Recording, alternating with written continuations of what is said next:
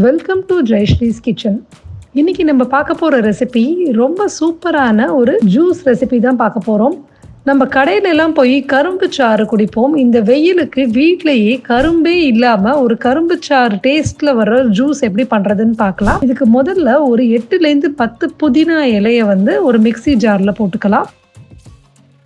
இதோட 3லேருந்து 4 table spoon வெல்லம் சேர்த்துக்கலாம். இதுக்கு மேலே கொஞ்சமாக இஞ்சி சேர்த்துக்கலாம். இஞ்சி சின்ன துண்டாக கட் பண்ணி 1 இன்ச் அளவுக்கு இஞ்சி துண்டு சேர்த்துட்ருக்கேன்.